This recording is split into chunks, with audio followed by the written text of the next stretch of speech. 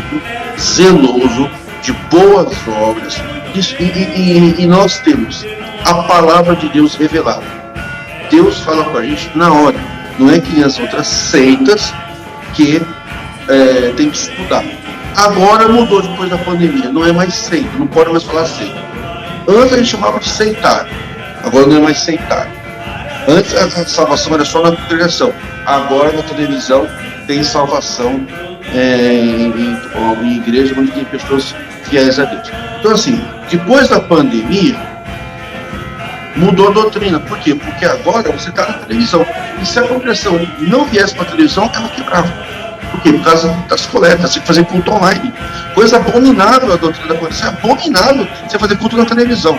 Mas agora Deus deu essa força, né? Era uma adaptada para sobreviverem, então. Senão a obra de Deus ia fechar, né? Deus não estava preparado para isso. Mas aí você falou que por causa da pandemia e da televisão, eles também mudaram essa visão de que só são salvos aqueles da CCB, eles agora estão mais flexíveis, quem é da Católica vai ser salvo também? Você tem que entender o seguinte, a necessidade financeira é muito grande. Então é assim, eles fazem, a congregação tem, entenda o seguinte, se você estudar o farisaísmo, você sabe que o farisaísmo tem uma questão de mundo de aparência. Então a doutrina hoje, como a congregação está muito visível, então ela fez uma mudança doutrinária aparente. Então quando você ouve a nova doutrina da congregação pós-pandemia, você fala que ela é uma igreja que ela tirou os erros e se adaptou a uma doutrina mais cristã. Mas quando você vai lá na prática, você vê que não é bem assim. Então você tem duas doutrinas da congregação. A escrita falada na mídia, para que as pessoas possam começar a vir, possa vir mais pessoas para a igreja, para contribuir com mais coletas. Aí você sabe que o motivo é financeiro, para a igreja aumentar, porque alguns fenômenos na pandemia fez com que milhares de pessoas parassem na igreja. Exemplo, a morte de mais de 1.000 ministros da igreja do Covid. Cadê o azeite? Nós tínhamos aquela promessa que o azeite de unção do ministro da congregação era verdadeiro, os outros eram falsos. E na pandemia não curou ninguém. E isso abalou a fé de muitos. Azeite? Como assim? É tipo o feijão que estavam vendendo em outra igreja aí para curar Covid? Azeite da congregação é um azeitezinho que você olha, é unção. Ele molha o dedo assim, põe na testa da pessoa, e tem uma parte da Bíblia que diz que se está com uma doença, você chama para ungir e curar a pessoa. Coisas graves. Não curou ninguém. E tem outro problema, não curou ninguém. Os irmãos em ministério morreram, quase 1.000 pessoas do ministério morreram, sendo que eles prometeram que doenças graves haveriam unção. E outro problema, alguns ministros da igreja que falavam coisas que o povo não poderia ouvir, porque as reuniões dos líderes eram fechadas, começou a falar na televisão um monte de besteira. Então tudo aquilo que a gente falava, os críticos da congregação falavam, que eles pensam e acreditam, essas besteiras que vieram a público. Você pode colocar assim, milhares de pessoas para de igreja. Então agora o que eles estão fazendo? Atraindo o máximo de pessoas possíveis. Se você é batizado numa igreja, você não precisa mais batizar. Porque o batismo não é tão falso assim. Então, reformulando, então. Toda a estrutura que era o diferencial na congregação com relação às seitas mudou tudo. Por causa da pandemia, então foram tendo que rever algumas coisas. Sabe por quê? Porque toda a congregação é revelada por Deus. Até uma tossida que você vai dar é Deus que revela. Você vai no banheiro, é Deus que revela. Tudo é revelado por Deus. Meses antes, dias antes de dar o lockdown, eles já tinham marcado batismos, santas ceias, reuniões, compromissos ministeriais nos meses da Covid, do bloqueio, do fechamento. Aí fica aquela dúvida, o Espírito Santo não sabia disso? Mas essas revelações funcionam como? É durante um culto? É o ancião ali que revela? Ou pode haver revelações entre qualquer um dos fiéis? Como é que funciona isso, Ricardo? Teoricamente, a administração da congregação, ela é por revelação para os anciãos mais velhos, que é os cabeças da igreja. Então Deus revela teoricamente. Então assim, na administração da igreja, é feita uma administração empresarial mesmo. Mas quem são os líderes? Quem Deus revela para eles, olha, você vai ser um ancião. O problema é que é muita coincidência, né? 95% desses que Deus revela é parente do ancião. Daí o nepotismo que você mencionou antes. Né? Mas aí tem um problema. Na administração, tesouraria, fiscalização, toda a administração da igreja, também Deus revela os parentes e amigos mais próximos. Então, é tudo administrado a portas fechadas, o público tem acesso ao dinheiro, para resultados finais. Então, nós temos essa administração que é uma revelação administrativa que vem parentes e amigos, tá? Para controlar o dinheiro e administrar a igreja.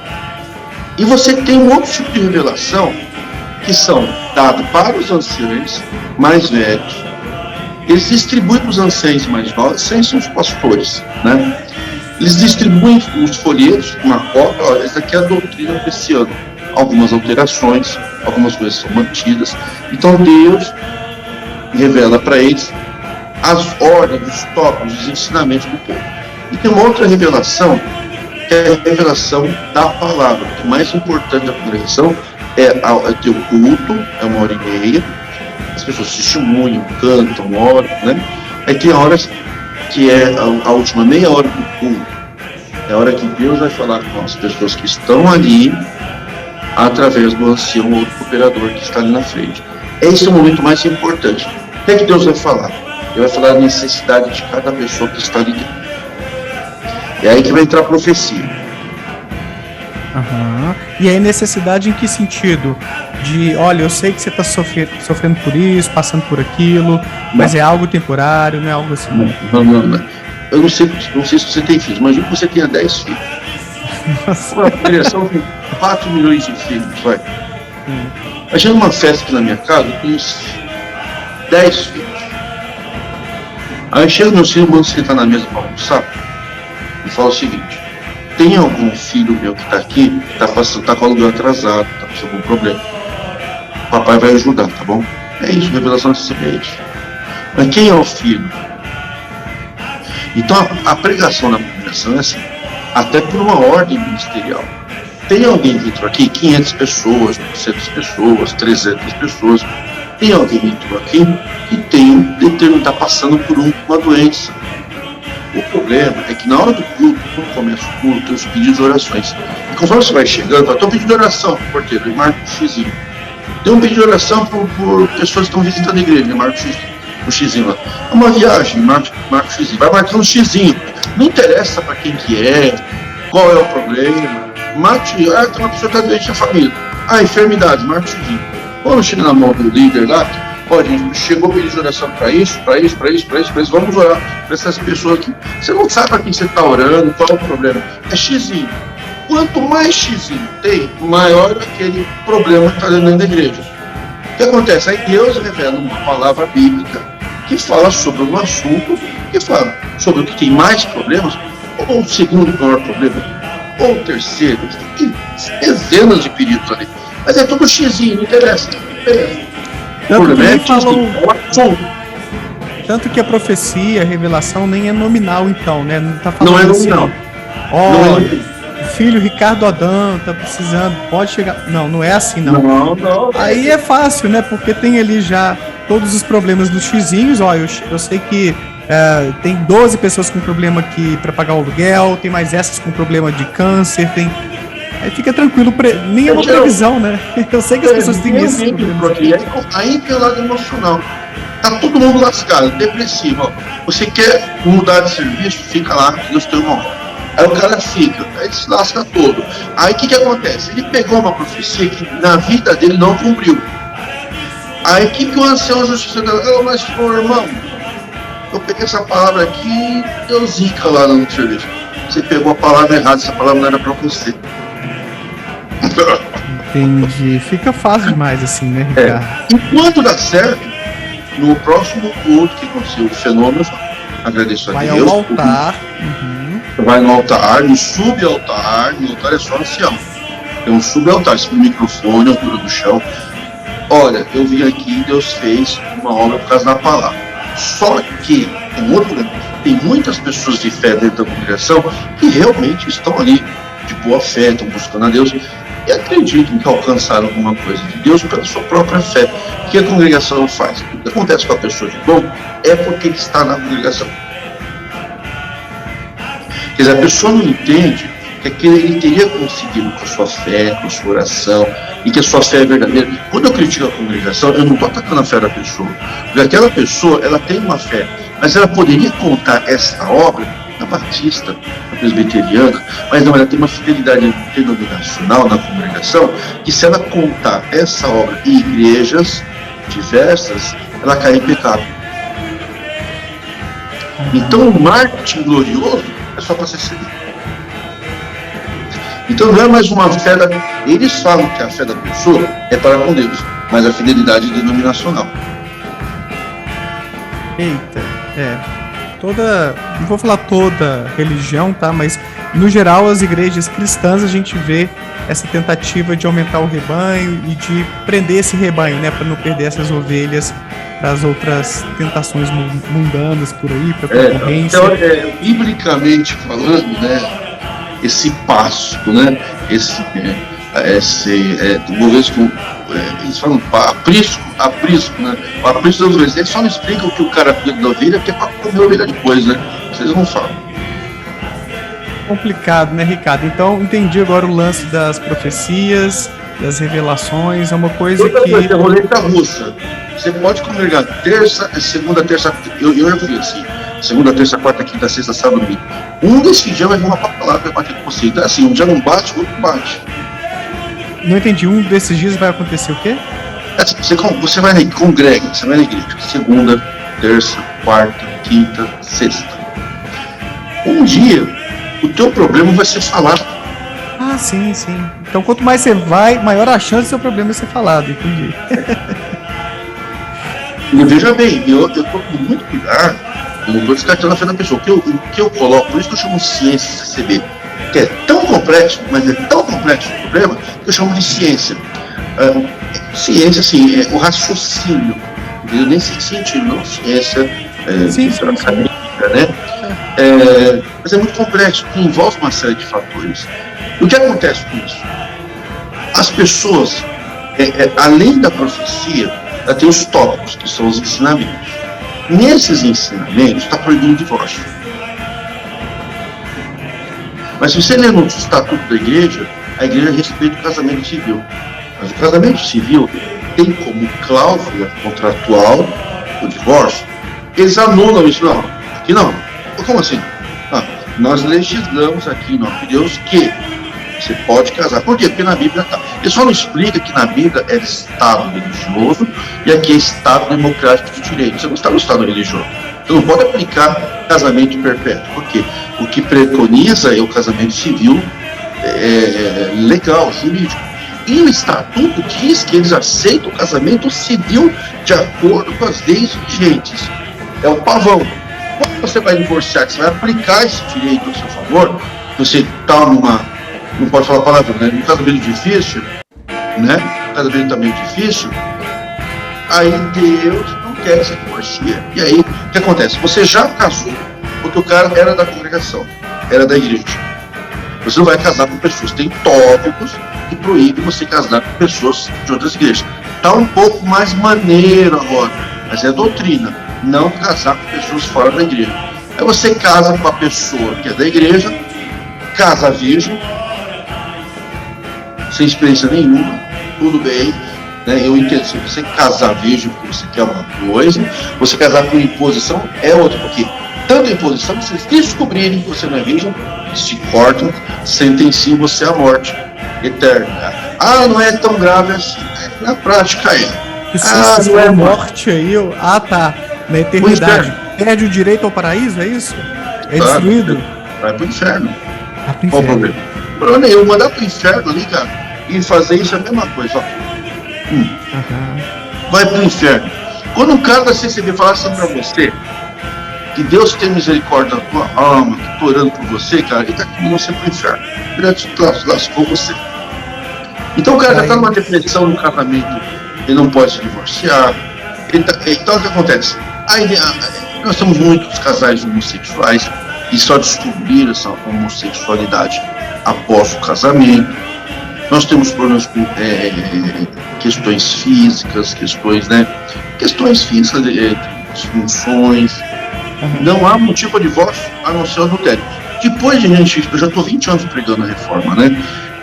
Não é reforma da igreja, tá? É reforma da pessoa, que ela se liberte do sistema e não vá para outro sistema, trocar de namorado só, tá? Então, assim, o que eu digo é, agora, esse ano, eles disseram que a mulher que apanha pode procurar a polícia, coisa que não era possível, e não pode divorciar. Agora, eles estão começando a aceitar que a mulher que apanha, mas sabe, às vezes a mulher não apanha um tapa, mas ela é agredida pela lei Maria da Penha de outras maneiras, agressão física, agressão psicológica, agressão patrimonial, violência patrimonial, agressões verbais, que incluem lei Maria da Penha. Essa mulher não tem essa liberdade. A mulher na congregação, ela não apita nada. Tem muito essa visão, então, de a mulher ser submissa ao homem. Rola isso? Porque Paulo falou um pouquinho sobre isso nas cartas dele, né? Eles seguem essa visão? Eles são 99% eles acreditam em Paulo e 1% em Jesus. Só que na igreja está escrito em nome do Senhor Jesus, né? É tudo questão de pavão. Congregação, cara, é uma maravilha. Congregação, se você olhar assim, tem um monte de gente se batizando na congregação. Você pensa que, mas eles não falam do que sai, né? As estatísticas é só quem toma Santa Ceia, batismo, mas quem sai eles não falam. Assim, você entra na congregação, você fica fascinado, cara. É só quando as coisas começam a fazer sentido ou não que você sabe onde você caiu. Mas sobre mulheres ainda, vamos falar mais um pouquinho sobre isso aí, deixa eu entender. Você vê machismo ali na CCB, por que elas usam véu? O véu é usado só durante o culto? Fala um pouquinho sobre o véu e também de forma mais geral, como as mulheres são tratadas lá dentro, cara. Olha, cara, eu acho que tem machismo aonde tem homem e mulher, mais poder para homem e menos poder para mulher. Na conversão não tem nem machismo, cara. A conversão é uma igreja de homens. E a mulher pode frequentar. Mulheres não assumem liderança. A mulher fica no lado da porta, na saída, do lado das mulheres. Fica, né? Fica. Elas podem receber doações, coletas? Não. Tem que dar para o homem. Elas podem exercer cargos de administração? Não. Elas podem exercer ministério? Não. Não é porque não tem vaga, é porque são mulheres. Isso é crime. Tá? Porque o Brasil é signatário do Tratado da ONU, e todos os países signatários contra qualquer tipo de discriminação da mulher. E os tratados, eles fazem parte da Constituição Federal Brasileira. Então, se você fala, você não pode fazer isso. Por quê? Porque você é mulher. Você tem flagrante crime. Então veja, a congregação não tem participação da mulher. Elas tocavam na igreja, aí Deus revelou que elas são muito fofoqueiras, elas saem da orquestra. Elas pregavam para as crianças. E assim, quando a igreja vai começar, até tem muita dissidência na congregação, deixa a mulher tocar, o pessoal acha uma maravilha. Deixa a mulher tocar, alguns deixam até a mulher pregar. Mas a congregação também deixou a mulher pregar. Nós tivemos uma irmã, que era amiga da minha avó, a irmã Luzia, ela atendia culto, atendia batismo, ela ordenava ancião, atendia Santa Ceia, pregava a palavra. Mas isso é para levantar a igreja. Depois a igreja sobe, eles descartam a mulher. Entendeu? Por conveniência em situações mais especiais, assim, que deixam a mulher em evidência. É verdade. Por isso nós temos uma única mulher na congregação que pode subir no púlpito, que é parente de um dos fundadores da congregação, do tempo que a mulher tinha o poder na igreja. Então, assim, a congregação descartou as mulheres, ela pratica inclusive violência contra a mulher nos cultos, dizendo que a mulher tem que usar vestido, porque se ela não usar vestido, ela está provocando sensualidade nos homens. Isso daí, na realidade, está reduzindo a capacidade de escolha da mulher em flagrante crime. Ah, essa foto é muito... Esse eu já aqui é vi o muita- véu mesmo de lá? É desse jeito? tem vários tipos, né? Aham. Então, muita gente está ficando rico com o véu. O véu é porque ela é mulher. Então tem que respeitar, porque o apóstolo Paulo falou que naquele tempo de Jerusalém tem uma discussão bíblica, doutrinária.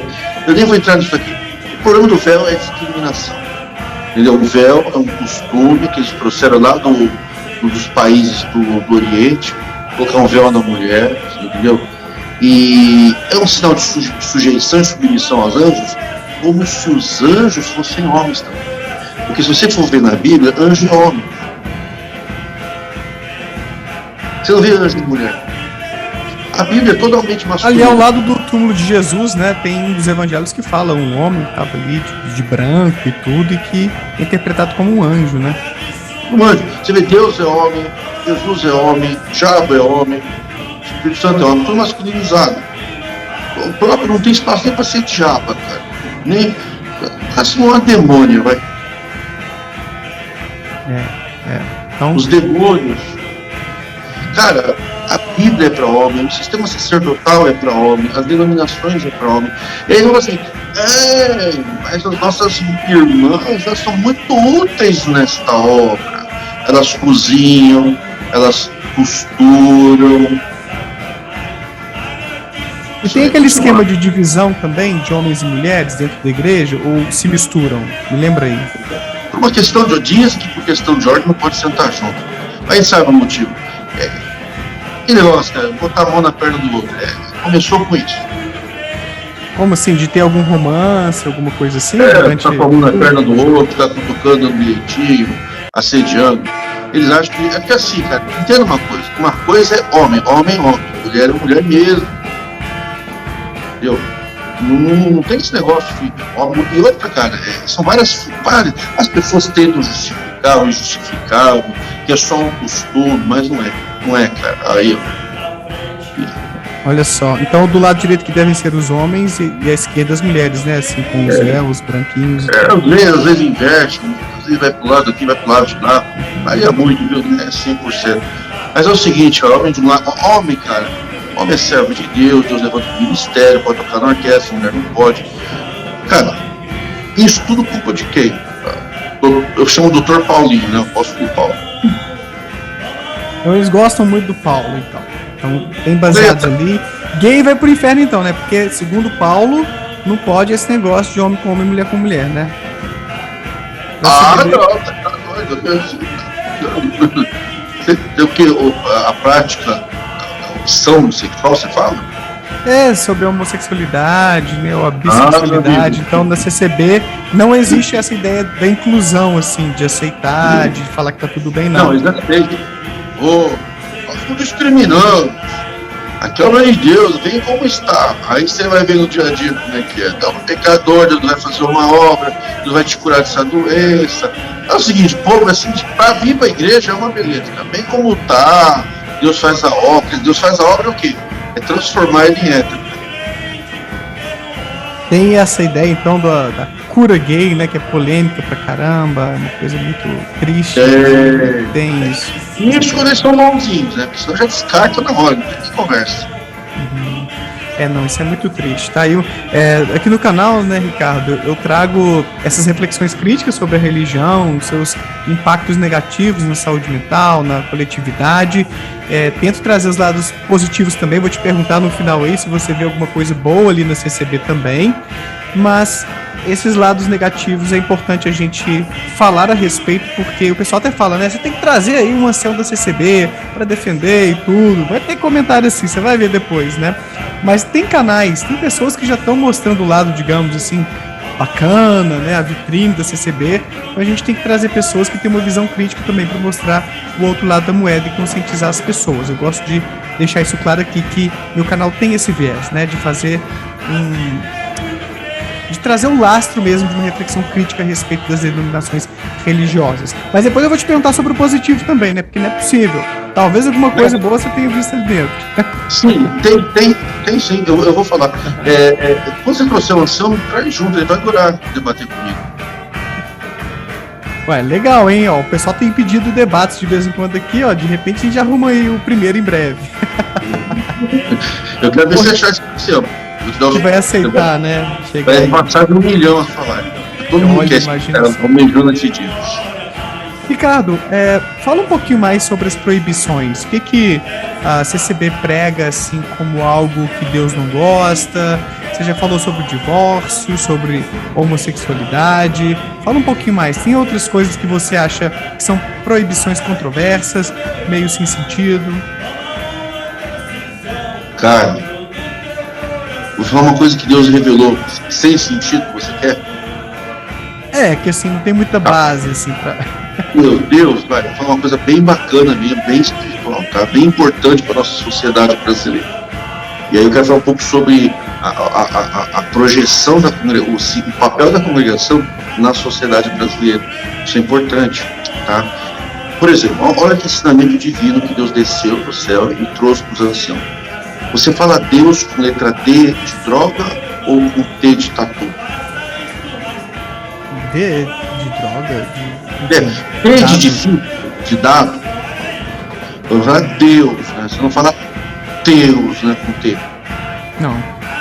Então, tinha muita gente falando Deus, Glória a Deus. Por quê? Aí eu revelou um toque de ensinamento, não é glória a Deus, é glória a Deus. Agora eu entendi. É importante. Mas teve alguma revelação sobre isso? Sim, agora vocês vão ter que falar Deus ou não? Tudo é por revelação, entenda isso. Essa obra é de Deus, cara, não é que no seu canal aí, você faz o que você quer. É Deus que determina tudo, cara. Você tá pensando o quê, cara? Você tá falando que a única igreja é governada por Deus. Você não consegue entender isso? Entenda que tudo que acontece ali é Deus que manda, cara. Eles são os anciãos como se fossem profetas, então, tipo lá, tem essas vertentes mormons, até saiu uma série recentemente, né? Que é a Vanny Moore, que você conhece também. Eu assisti. Você assistiu lá, Pray and Obey, né? Rezar e obedecer, que eles têm um profeta, e tudo que o profeta fala é revelação divina, e coisas que confrontam muito a lei também, né? Nos Estados Unidos. Para eles, o profeta está acima do próprio presidente, da própria polícia. Então tem um pouco esse caráter também na CCB? Eu acho que não. Eu acho que esse seriado que você falou, reze, ore e reze, né? Reze e obedeça. Eles têm um guru. A congregação não tem um guru, ela tem 3 mil gurus. Então o poder, cara, não é no guru, é no ministério. É ancião, não importa quem está lá. Pode ser ruim, pode ser chato, pode não entender nada, não precisa saber escrever, não estudar, nada. Até tem um ensinamento que fala que quem monta o ministério deve estudar direito. Advocacia, eles falam. Ministério de ancião não é o Joaquim. É um cargo institucional da igreja. Então, ele é que nem, cara, o juiz. O cara exerce o cargo de juiz, ele tem uma investidura. O ancião, ele tem uma investidura presbitério da igreja. O presbitério, ele é... Você está me entendendo? Assim, você sai e entra outro, cara. Não é que você... apareceu o Adão, vai. O Adão é o guru. Ele cura, ele unge, ele dá ensinamentos. Eles até dizem que nesta obra o homem não aparece. Então não é o irmão tal, é o ancião. Então assim, você pega um pouco aquele irmão é ancião. Na realidade não, ele exerce. Então ele é escravo do ministério. Certo. Tem não tem nada de especial no ancião, né? Assim, é o cargo, é o ministério ali que proporciona tudo que acontece. Daqui a pouco eu vou até te perguntar os milagres, inclusive. Tem a pessoa do ancião que discorda dos ofícios ministeriais que ele exerce. Certo. Tipo, você tem que fazer alguns trabalhos ali que você não está de acordo, mas acaba tendo que fazer porque é algo maior do que você, né? Ele é um ministério estatutário, ele tem coisas que você tem que seguir. Você não pode fazer o que você quer no ministério. O guru não, cara. O guru, você viu lá no Ori e Reza. Quero tomar essa bebida aqui, ó. Quero casar com você, vem. Você vai o que você quer. Aqui não, cara. Aqui você segue E quem é, tem uns cabeças mais velhos e tal, mas é institucional. Tem muitos anciães que concordam com os críticos, mas estão vinculados ao ministério. Tem ancião que quebra a doutrina para, às vezes, salvar uma pessoa dentro da igreja. Por exemplo, o ancião ele tem que cortar a liberdade, ele tem que excomungar a pessoa da igreja em certas situações. Um casal que teve uma relação sexual antes de celebrar o casamento no cartório, considerado fornicação. É uma distorção, isso tem nada com fornicação. Fornicação é outra coisa. Fornicação, na realidade, é crime sexual. Não é crime sexual, você tem uma relação consentida de dois casais. Ele tem que ser cortado. O ministério de ancião, o ancião, ele tem que punir aquele casal. Nós já temos, sofrendo essa crítica de várias vozes, de vários críticos, uns mais velhos, outros mais novos, tem muito ancião que concorda, mas ele não oficializa isso que ele faz. Ele chama num canto. Tá me ouvindo, né? Agora voltou. A gente perdeu ali, ó. Ele chama eles no canto, o casal. E encobre o pecado. Não conte isso pra ninguém. Por quê? Pior que o ancião na igreja, na congregação, só o povo. Que você pode escapar de uma doutrina, o ancião, ele te ajudar você. Porque aquele ancião, ele não concorda com o ofício ministerial. Ele é uma boa pessoa. Então nós temos boas pessoas exercendo o ministério maligno. Entendi. Digamos, o conjunto de regras ali, a parte mais institucional que de repente tem que ser revista. Mas aí, se você rever, você perde a primazia, que é o controle sobre o povo. Essas doutrinas só têm um objetivo. O ancião, você não fede nem cheira. Você vai casar, você vai ser feliz, você vai se matar, se você está infeliz, o ancião não interessa. O ancião quer saber igreja cheia, dando glória, tempo bonito, a família dele no ministério, e ele não quer perder o ministério. Então, até esse ancião que é bom, que esconde o pecado, ele está escondendo o pecado de quem? O ministério também, muitos nem estão nem aí. O medo do ministério, daquele ancião, é que cai na boca do povo. Porque às vezes o ancião, que é considerado ruim, ele perdoa o cara, mas o povo não. E aquele povo denuncia o ancião, o ancião mais poderoso pode queimar o ancião. Nossa. O medo do ancião é que o teu pecado, o teu pecado, cai na boca do povo. E os mais velhos, ele tá nem aí, cara, se casou virgem ou não. Você tem que obedecer. Se o povo souber que o cara casou, esse bebê de 2 meses, né, que nasce, né, casou em janeiro, em março o bebê nasceu de 9 meses. Esse bebê aqui foi um milagre, nasceu de 2 meses.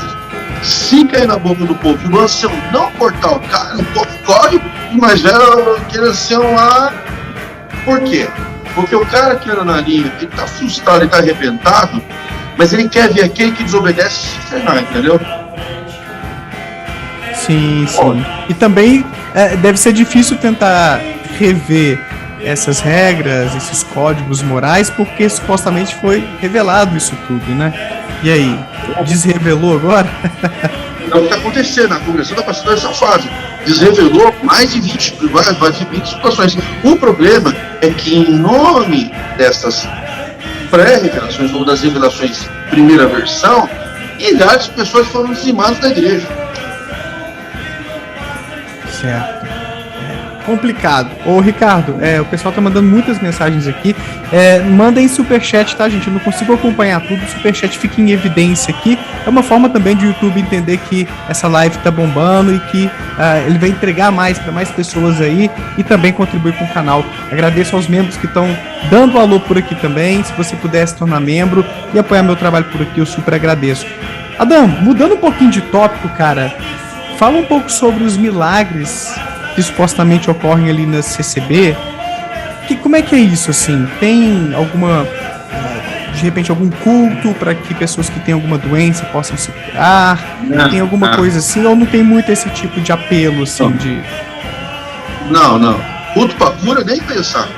Tem culto para buscar dom, eles ganham dom invisível.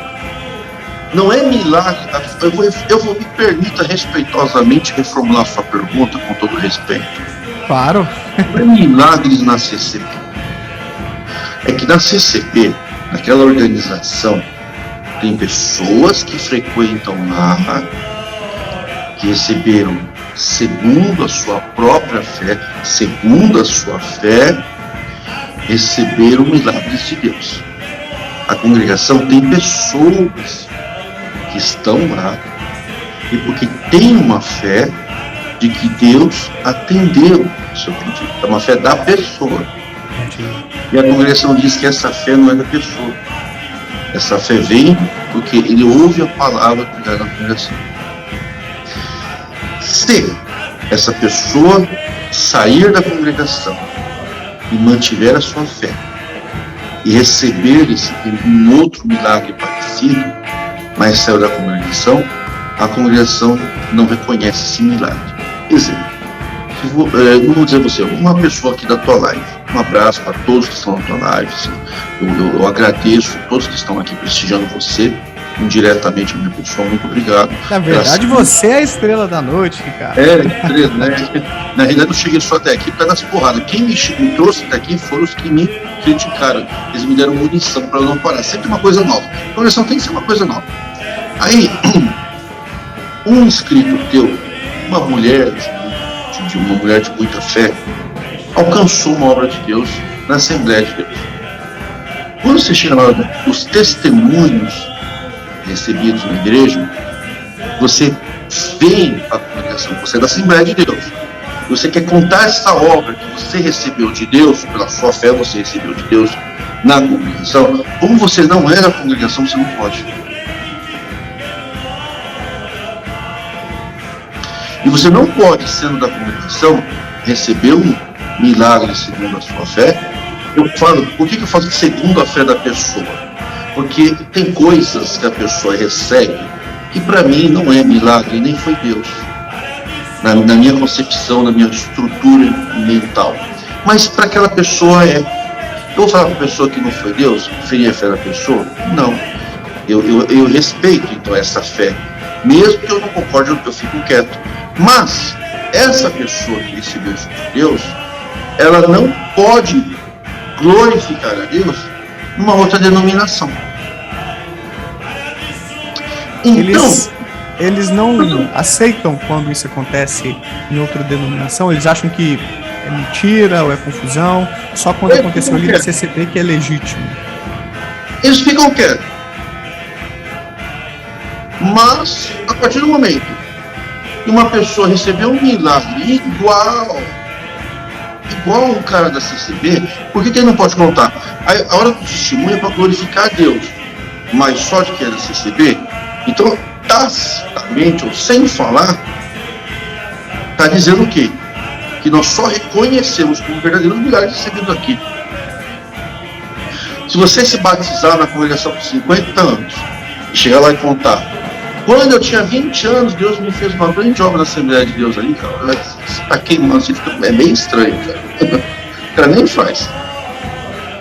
É aquela coisa da competitividade entre as igrejas, né? Se ali no vizinho estão ocorrendo milagres, as coisas lá, parece que o Espírito Santo desce mesmo, então a gente vai perder nossos fiéis, né? Acaba tendo um pouco dessa competição, né, Ricardo, entre as igrejas. Você está falando isso porque você é um pecador, né? Deus não fez uma obra no teu coração. É isso, vão falar. Esse youtuber aí não sabe o que tá falando. Mas, cara, isso que você acabou de falar, é isso. Por que eu posso elogiar a tua live aqui e não posso elogiar a tua live, a tua pessoa, num outro canal? Pois é. É bem esquisito esse negócio aí. Ó, recebemos superchats aqui, ó. O Marison Parreiras, que é membro aqui do canal. Um abraço, Marison. Falou assim: Ricardo, o que acontece sobre as formas de conseguir dinheiro dos fiéis? Já viu como se acumula e em que tipo de bens de dirigentes? E teve também um superchat do Ariel, falando assim: comente sobre o fluxo de dinheiro desta seita, já que não cobram dízimo, para onde vai a grana das ofertas? Ficam nas igrejas? Obrigado demais, Ariel e Marison. E aí, cara? Obrigado pela pergunta dos seus dois colaboradores. A congregação é diferente em tudo, nunca se esqueça disso. Até a meia, o sapato é tudo diferente. É o seguinte, nas igrejas costuma-se falar dízimos, ofertas alçadas, dízimos, contribuições. Na congregação fala coleta. Até a pandemia, Deus revelava no coração da pessoa, você vai dar R$100 para esta coleta, construções. Que assim, você escolhia o destino da coleta e dava para o porteiro. Ele pegava aquele dinheiro e dava um destino do dinheiro para essas finalidades. Então, assim, na congregação é diferente. Não é o homem, o líder que pede dinheiro. Quem pede dinheiro na congregação é Deus. Deus fala com você diretamente para você dar quanto Ele quer na sua igreja. Esse falar diretamente é uma sensação do fiel, né? Ele acredita que tá vindo aqui para mim, não sei, tipo R$40. É uma sensação, uma intuição que ele tem. Ele não ouve uma voz, de fato, nada assim. Blasfemando. Você está blasfemando, você vai para o inferno. Não é isso, não. É Deus mesmo. É que eu não acredito. Mas a pessoa ouve uma voz mesmo? Tipo... Cada um tem um jeito. Cada um tem um jeito. Tem gente que ouve voz também. Aí você dá o dinheiro lá, entendeu? A sensação é gravíssima que você está falando aqui. Tô tentando entender, né? Se é uma sensação, se é um... Rapaz, tem muita coisa que só entende depois de muitos anos. Caraca. É uma sensação. Fala que é Deus. Foi Deus. Agora mudou. Agora, todo dia que você dá, eles que escolhem onde vai. Então você dá o dinheiro na coleta ou por banco, ou cartão, ou em dinheiro em espécie. E a partir dali as portas se fecham para o contribuinte. Eu digo que a congregação não é que ela faz, posso falar que ela faz lavagem de dinheiro, mas a congregação é uma igreja, cara, está com as portas escancaradas para a lavagem de dinheiro. Não que ela faça, não posso atribuir crime para eles. Mas, primeiro, não tem transparência. Quem governa esse dinheiro, parentes, amigos, todos os administradores, é indicado pelo ancião. Então, você não sabe o que acontece lá dentro. Eles decidem qual construtora eles vão comprar material para a igreja. E depois da pandemia, está multiplicado várias vezes a construção de templo. Que é justamente a teoria da lavagem de dinheiro em igrejas, onde você encontra doutrinas e jurisprudências de notáveis advogados, promotores de justiça, procuradores da República, professores de universidades, fazendo como funciona o caminho do dinheiro. Essas perguntas que me foram lançadas por esses nossos dois amigos são perguntas que requer uma profundidade que não cabe aqui no canal do tempo. Mas é assim, você dá todo o dinheiro, ninguém sabe quanto você deu, é anônimo. Essa é a primeira porta. Vamos supor que eu jogue lá R$1 milhão. Tá limpo o dinheiro. Pois é, porque a igreja não tem que declarar, né, Ricardo? Isso é um trem muito complicado, né, cara? Não, eu recebi 10 milhões de coleta. E se entrou 1 milhão? Como é que você vai saber? Por isso que eu sou a favor, eu como advogado, sou a favor de todo mundo ser registrado na igreja como membro, participar das decisões do que vai fazer com o dinheiro, mas ter recibo das coletas que entram. É só assim que você consegue medir. Já que a congregação é uma igreja especial, por que elas não fazem algo que as outras não fazem? Porque a lavagem de dinheiro está em vários segmentos. Inclusive, o nosso ex-presidente da Câmara dos Deputados usou um site só Jesus, para lavar dinheiro. Então, Jesus hoje, cara, é uma forma de você lavar dinheiro a rodo. Então você pega, quanto entrou de dinheiro no Brasil em um mês? Entrou de verdade, 5 milhões. Não. Deus abençoou que entrou 15. Só que você tem que lavar o dinheiro. Como que você lava dinheiro? Construindo o templo. Aí você vai me dizer, você está acusando? Não, eu só estou dizendo para você que você deixou a tua BMW lá fora, numa rua que tem um alto índice de assalto, com o vidro abaixado e a chave na ignição. Isso você fez. Mas aí quando você fala sobre essa lavagem de dinheiro, só para as coisas ficarem mais claras aqui, tem gente que traz um dinheiro sujo de fora e usa a igreja para poder limpar. Esse é o esquema. Eu sei que você não está falando que isso está acontecendo na CCB, nem está dando nomes, nem nada, mas é o que você falou, né? Tem um contexto ali que facilita esse tipo de coisa. E haveria também um desvio a partir das arrecadações ali, de repente para enriquecer alguns dos líderes. Isso pode acontecer? A congregação, nesse ponto, eu entendo assim, é muito difícil hoje, nos anos 80, nos anos 90, no 2000 e pouco, ocorreram vários desvios de coleta, desvio pessoal mesmo, por causa que não havia internet controle sistematizado, informatizado. Um dos diáconos, chefes da matriz da Quebras, roubou dinheiro por vários anos e confessou isso para a polícia. Então os controles eram manuais. Hoje, com a informatização, é muito difícil desviar dinheiro, a não ser que você forme uma quadrilha ou uma organização criminosa. Tem que pegar o ancião, o operador, o diácono, o administrador, o tesoureiro, que de fato já são amigos mesmo, e todos um apagar, entendeu? E um concordar com o outro. Aí é possível. Acontece, nós não temos acesso.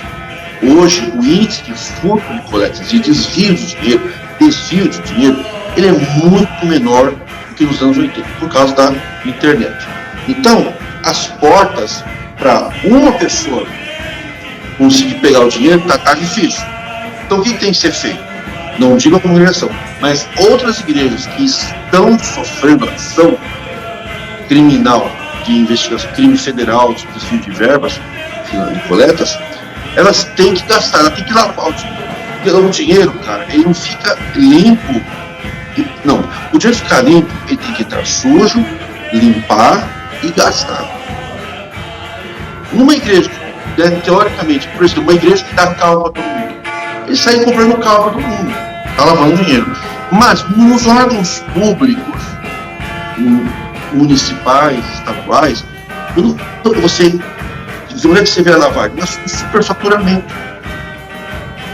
Quando você constrói uma obra, que você superfatura ali. Então você vai gastar 2 milhões de uma igreja, você faz um orçamento de 3 milhões. Esse dinheiro vai para a construtora a mais e ele sai limpo para quem investiu. Você investe 3 milhões e pega 1 milhão limpo. A congregação negocia, né, com a empreiteira também, ó, 20% do seu, 80%. E aí eu te pergunto, quem são as empreiteiras? Todos podem participar das escolhas? Nós temos acesso às notas fiscais?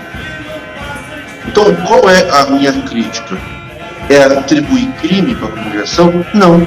Mas ela sendo uma igreja que fala e tem uma transparência plena, por que os membros não podem ser membros, não podem votar em nada e não têm acesso, embora a lei diz que sim, às notas fiscais a nada?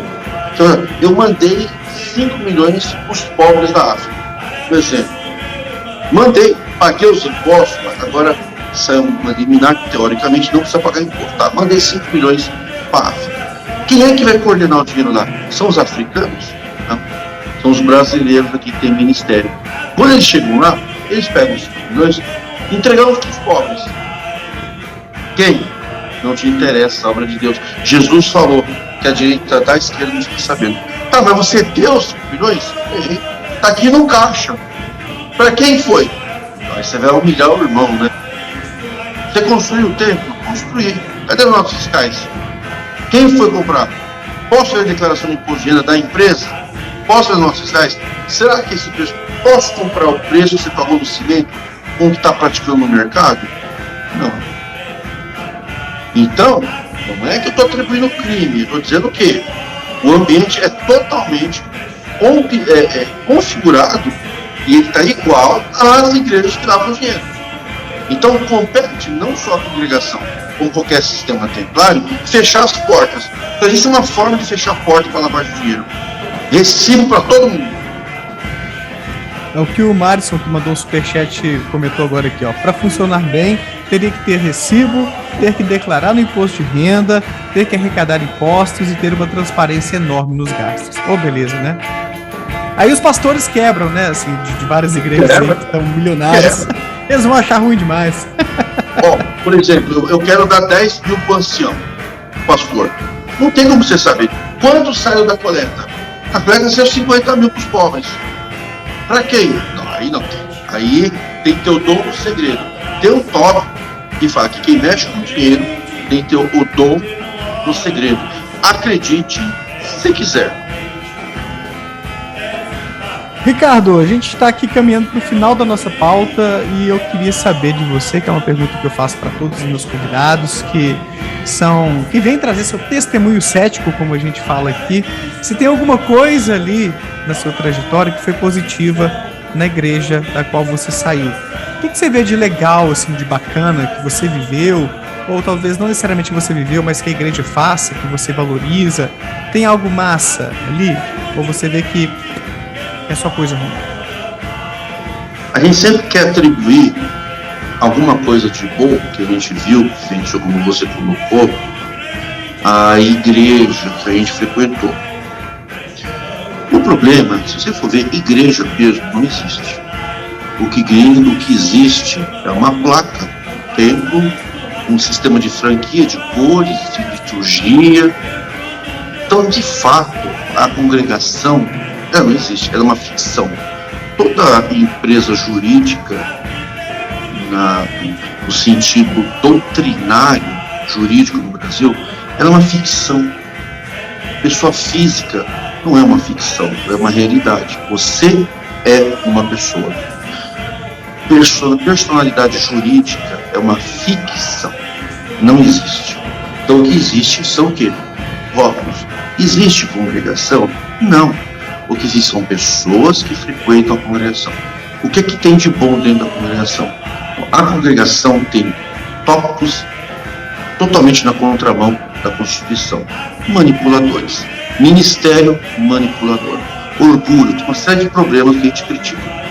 O que eu vejo de bom dentro do mundo do CCB é a boa fé de algumas pessoas. Essas pessoas, quando esclarecidas, elas não assumem mais o papel de cúmplices, o papel de ver e fingir que não viu.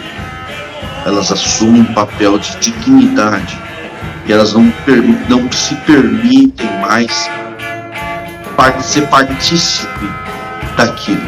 Por isso que tem muita gente que sai. Não é porque eu ou outros críticos de outras igrejas falam. É porque quando a gente traz conhecimento, as pessoas que estavam lá de boa fé, elas procuram de boa fé sair, porque pessoas de boa fé não compactuam com pessoas de má fé. Isso é o que eu vejo bom dentro do mundo CCB. Embora tenha um monte de coisa errada, tem pessoas de boa fé que tomam conhecimento e continuam lá. Ele é músico, ele sabe que a mulher não pode tocar, mas para ele tá bom, eu sou músico só, eu toco mesmo. Mas tem muitas pessoas boas que saem da congregação sem pecar, de acordo com a doutrina, mas por pura dignidade. Quem tem dignidade não precisa ser cortado para sair de lá. Ele sai porque ele é um cidadão, ele respeita a lei, ele ama Deus, ele não aceita rir enquanto o seu irmão está chorando. Isso existe dentro do mundo da congregação, não no sistema ministerial. Temos pessoas no ministério que estão renunciando porque são pessoas de boa fé. Daniel Ferro, ele tinha ministério, hoje ele está fazendo um trabalho de libertação e de entrevista fantástico dentro da congregação. É um cara super conhecido. Ele renunciou por quê? Porque ele tinha uma índole cristã mesmo. Não acredito mais em Deus. Tem, não se acreditam em Deus, mas eles querem falar de Deus no sentido de bondade, de respeitar as leis e não compactuar com aquilo que é ilegal ou legal, mas imoral, abusivo e que destrói outras vidas. Eu estou bem, se os outros estão mal, que se dane. Não, ele tem dignidade. Esse é o trabalho da reforma, trazer conhecimento para que as pessoas de boa fé decidam não participar disso. E quem decide participar disso não é nosso público. A gente continua falando as mesmas coisas e elucidando mais pessoas. E essas pessoas estão dentro da conversão. Tem muita gente boa lá que não faz porque é cúmplice, é porque não tem conhecimento. Mas as pessoas vão adquirindo conhecimento. É isso que eu acho que tem de bom na congregação. Pessoas do ministério e pessoas do povo são boas e com conhecimento elas se libertam. Eu acho que isso é válido do nosso trabalho. E esse é um dos propósitos do seu canal, Ricardo. Se você falar um pouquinho do que você tem feito por lá, você já comprou alguns inimigos, algumas brigas, né? Você já arrumou muito inimigo pela sua trajetória, mas você tem essa missão assim de despertar a consciência dessas pessoas boas. O que você procura com o seu canal no final das contas? Conhecimento. Eu sofri muito. No meu canal, quem quiser assistir minha biografia, foi a minha última vez que eu falei que eu passei lá, chorei, fiz 50 vídeos, mas eu lavei a alma, tudo que eu passei. E muitas pessoas estão sofrendo. O que eu quero mostrar para as pessoas é que nós não estamos num estado religioso. Eu quero trazer para as pessoas que elas podem acreditar em Deus um sistema democrático de ser cristão brasileiro, não ser cristão hebraico pré-Cristo, pré-medieval. Estou tentando trazer no meu conhecimento para que menos pessoas sejam enganadas, mas que aquelas pessoas que de boa fé sofreram como eu sofri, encontrem uma porta de saída como eu encontrei. Só que eu não tive ninguém para pregar para mim. Quando eu comecei a pregar, não tinha ninguém pregando. Eu fui na raça. É como o Josafá também, que é um grande pregador da reforma, uma pessoa incrível. Ele trabalha muito sobre Bíblia. Eu já não gosto de falar sobre Bíblia, ele gosta. Mas uma vez ele falou assim para mim: o nosso problema quando a gente começou a pregar a reforma é que a gente era cobaia. A gente mesmo tinha medo de Deus pesar a mão na gente. Uma vez ele falou para mim. E é verdade. A gente ia caminhando, cara, e achando que Deus ia quebrar a gente no próximo passo. Nós já estamos aqui há 20 anos, entendeu? E hoje nós temos uma quantidade enorme de críticos, de todas as vertentes. Então, o nosso objetivo é mostrar para as pessoas que, para aquele que quer crer em Deus, ele pode ser uma pessoa boa, livre, liberta, sem manipulação, respeitando a lei e ser feliz. O sistema templário da congregação, eles não querem pessoas felizes, eles querem pessoas obedientes. Nosso trabalho é trazer conhecimento para se viver um pouquinho mais feliz nessa vida. E o que vem depois da vida? De acordo com o meu trabalho, a resposta é: nós devemos aprender. Eu não sei. Tá meio agnóstico então, né, sobre essas questões aí. Eu preciso falar, não sei. Não, Deus não, cara, eu não sei. Você acredita? Acredito. Acredita em quê? Coisas boas, eu acredito. Como é que é? Não sei.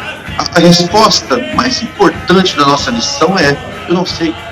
Mas essa humildade, né, Ricardo? É uma humildade intelectual que é importante. Eu acho uma virtude. Tem tantas questões sobre a nossa existência que a gente não tem resposta, a gente não consegue confirmar, que seria uma prepotência a gente bater o pé. E é isso aqui, eu tenho certeza. Né, cara? É legal assim. Você não pode, você não tem para questionar Deus, você não pode questionar Jesus. Tem várias coisas que Jesus está na Bíblia, eu não concordo, cara. Não, Jesus não fez isso, cara. Se existiu um Jesus, ele não fez isso. É Deus. E uma coisa que você sabe como eu me libertei muito, cara, da religiosidade, lendo o ateísmo. Sabe por quê? O ateísmo, para mim, ele traz o crescimento humano, do ser humano, na autonomia humana, muito importante até para quem crê em Deus. Ele traz um crescimento. Então eu sempre procuro nos meus vídeos, de vez em quando, falar que nós temos que buscar a autonomia do ser humano. E eu acho que o ateísmo ajuda muito nisso. Por incrível que pareça, eu passei a descrer de coisas absurdas bíblicas que hoje eu vejo é impossível. Eu quero ficar no patamar do possível. Eu acreditar em Deus, mas não vai mudar nada, sabe por quê? Eu tenho que ser um ser humano bom, eu tenho que ser autônomo. Então reforma isso. Você parar de ter medo de Deus, cara. Você parar de jogar para Deus o que você vai fazer. Ter autonomia. Eu acho que no ateísmo, que os ensinamentos e as desconstruções místicas, ela traz uma autonomia para o ser humano que permite ele ser um homem melhor e ter uma fé melhor, se ele quiser. Legal isso, eu falo isso de vez em quando aqui no canal, que a minha missão não é desconverter as pessoas. Eu não tô querendo pregar o ateísmo, né, e aumentar o número de pessoas que não acreditam em Deus. Até porque eu acredito que tem muita gente para quem essa crença faz sentido e faz bem mesmo para a saúde mental, para lidar com as dificuldades da vida, para ter uma esperança, para seguir adiante a despeito das dificuldades. Quem sou eu, né, para achar que não tem nenhuma utilidade, nenhuma função a crença em Deus para as pessoas? Mas eu tô aqui para quem quiser me ouvir, para quem quiser ouvir meus convidados, para fazer um contraponto, para mostrar que é possível levar a vida sem uma religião e para conscientizar as pessoas que é possível, mesmo na religião, ter um envolvimento religioso mais saudável. Você pode ficar na sua fé e tudo, mas não se aprisionar, não ter ali suas asas podadas por coisas que não tem muito sentido, não tem muita fundamentação. Então é possível ter uma espiritualidade, uma religiosidade saudável fora dessas amarras abusivas que a gente vê muitas vezes em algumas congregações. Então, para mim, é isso o ponto, não é? Eu nem me orgulho do ateísmo, viu, Ricardo? Eu falo assim que eu me orgulho mais do meu pensamento crítico, do ceticismo, né? Você ter um cuidado ali com o que você vai acreditar, você ter essa autonomia que você falou na hora de pensar para fazer suas escolhas. Isso é muito mais importante que ser ateu, ou ser cristão, ser budista, né, velho? Você me permite um comentário bem rápido, você que está no final, bem rapidinho, eu acho que é importante a gente falar. Eu acho que vai ser um termo que é essencial. Nós não estamos falando aqui de ser cristão, de ser ateu. Nós estamos falando de senso crítico. Pô, cara, senso crítico. A Constituição Federal Brasileira, como advogado, eu tenho que propagar o que é a paz social. Quando você vê um ateu dizer que se ele tiver um senso crítico, próprio, testado, analisado, enfrentado em relação à sua religiosidade, ele pode ser um ser humano melhor, você está pautado na paz social. Quando você vê um cristão legalista, o cara que não acredita em Deus vai para o inferno. Ele traz para si uma maldade, uma negatividade. Ele está emanando para você uma coisa ruim e está voltando para ele. O que mais nós temos no mundo cristão é falência, doença e depressão. Quer dizer, ser cristão não é a solução. Então, eu gostaria de dizer que, para mim, do meu trabalho e desta live, a frase mais importante: despertar o senso crítico. Tá bom. Show de bola, Ricardo. Foi um prazer conversar com você. Deixei o @ do seu canal aqui embaixo. Quem está assistindo e quer acompanhar, então, os vídeos, os conteúdos, as reflexões críticas do colega Ricardo, só clicar aqui e se inscrever no canal dele, que você vai se aprofundar um pouco nesses pensamentos que ele tem e, quem sabe, né, te despertar para ter uma religiosidade um pouco mais sadia. Obrigado, Ricardo. Espero te ver numa próxima aí pra gente bater mais um papo. Foi um prazer falar com você. Agradeço também a todo mundo que está ao vivo aqui, mandando perguntas, comentários. Agradeço aos membros do canal pelo apoio de sempre ao meu trabalho de divulgação científica e reflexões críticas sobre religião e pseudociências. E este foi o Testemunho Cético. Não deixe de comentar aí embaixo o que você achou disso tudo que a gente conversou aqui hoje. Um abraço, valeu, Ricardo. Tchau, tchau. Um abraço, muito obrigado.